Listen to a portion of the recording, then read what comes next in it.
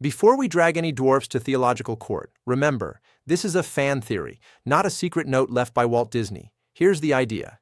In Snow White and the Seven Dwarfs, each dwarf isn't just a funny personality, they're fragments of us. And maybe of sin. Fans often map them onto the 7 deadly sins, like this. Grumpy, as wrath, always irritated, resisting kindness, snapping at Snow White even as he secretly cares. Sleepy, as sloth, permanently exhausted, yawning, drifting off anywhere, anytime. Happy, as gluttony or simple overindulgence, full-bellied, laughing, living for comfort and pleasure. Bashful, as lust or shameful desire, blushing, hiding, overwhelmed by his feelings around Snow White.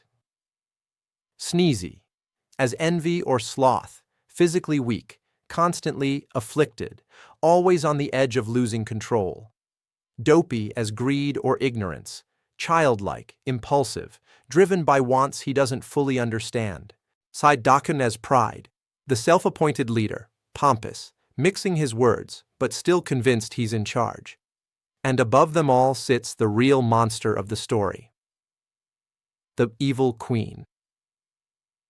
If any character screams 7 deadly sins, it's her. Her magic mirror and constant, who is the fairest of them all? Obsession are textbook, pride and vanity. Her paranoia and hatred toward Snow White are pure envy. Her rage, her attempt at murder, even the older versions of the tale where she tries multiple times to kill Snow White, all soaked in wrath, greed for power, and lust for absolute control. Meanwhile, Snow White is almost absurdly good. Humility, kindness to animals, domestic diligence, forgiveness, trust, patience. She's a walking collage of the 7 heavenly virtues, the bright opposite of the queen's rot. So from a symbolic angle, the theory kind of writes itself. The queen is sin in a crown. The dwarfs are little vices and moods humans live with. Snow White is grace dropped into their messy world. But was this actually planned? To answer that, we have to go back to the main source. In the original Brothers Grimm version, the dwarfs don't even have names. They're just 7 dwarfs living in the forest.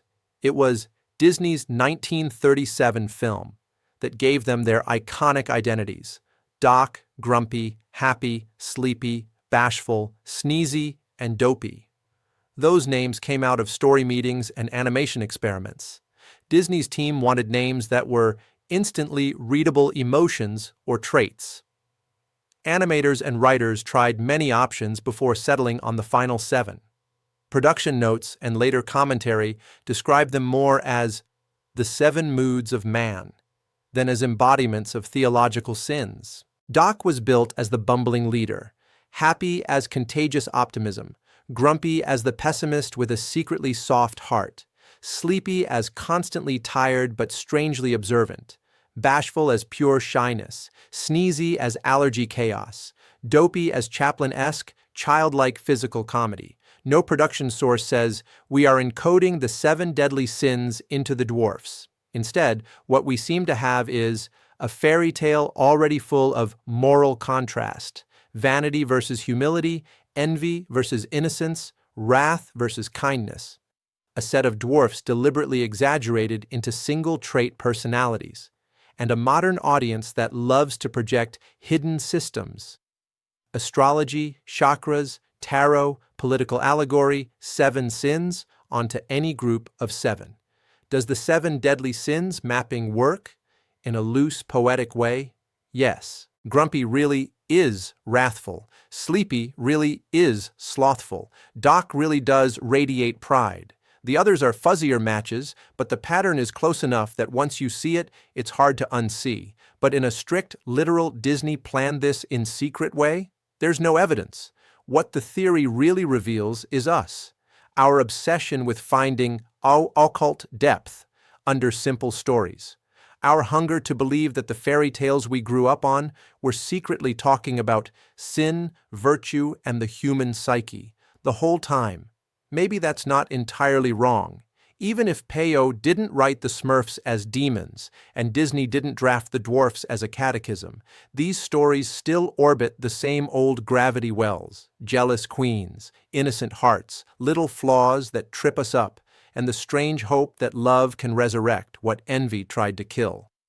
Tell me in the comments, is the Seven Dwarfs equals Seven Deadly Sins theory a brilliant lens, or just overthinking a mining song and some funny beards? Subscribe to Black Butterfly Key for more journeys into the hidden skeletons under our childhood stories. Thanks for watching.